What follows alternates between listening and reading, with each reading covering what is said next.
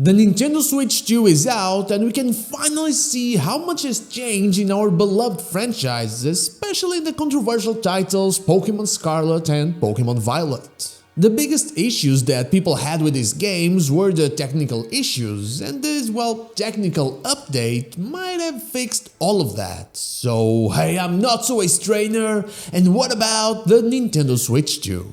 Let's get into it. Before we begin, I want to say that I think my €6 capture card I've been using for the past 4 years might not be able to completely capture 60 FPS. Therefore, when we get to Scarlet and Violet, imagine things a little smoother than what you're seeing. Also, like, subscribe and join the channel to support me, and tell me down below if you have a Switch 2 already. First, let's begin with older Pokémon main titles on the Switch. I wanted to try this one since while they have capped FPS and therefore we wouldn't see the big change happening with Scarlet and Violet, there were things that would likely be affected. In Pokémon Let's Go, we don't see a big difference, and neither do we see one in Pokémon Legends Arceus. Both games have similar loading times, albeit slightly faster on the Switch too. Since the frame rate for both games is capped, gameplay itself remains pretty much the same, with no real slowdowns but not buttery smooth movement. Still, I'm happy to say that the Switch 2 Joy-Cons work pretty well with the throwing motion of Pokémon Let's Go. Another one that I really wanted to try was BDSP. These games are notorious not for running poorly, but for having a super long loading time.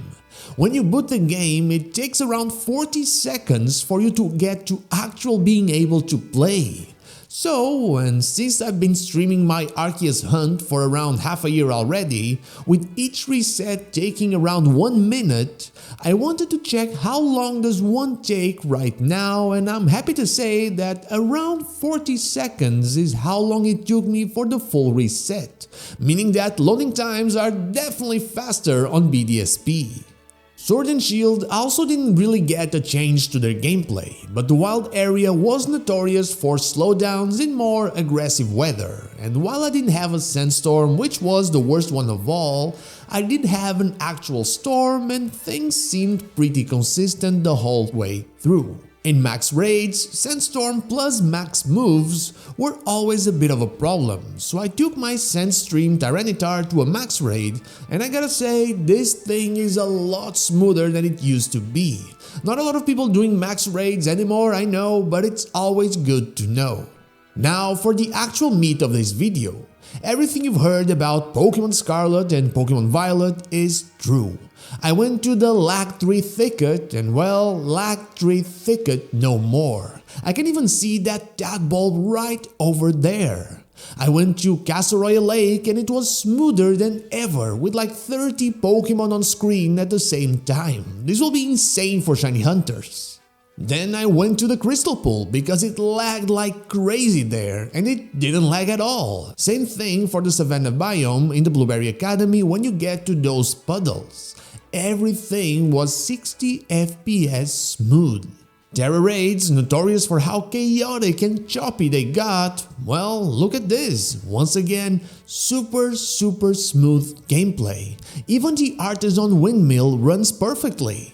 Entering Area 0 and finding myself facing a whole horde of Pokemon also felt unreal because you usually saw like 2 groups and nothing more.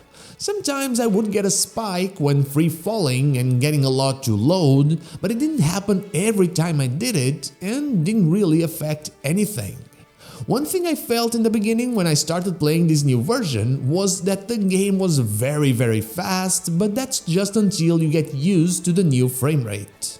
Also, I've been focusing on the smoothness of it all, but there's a lot more detail to a lot of textures, and while they are by no means perfect, they look miles better from how they used to look.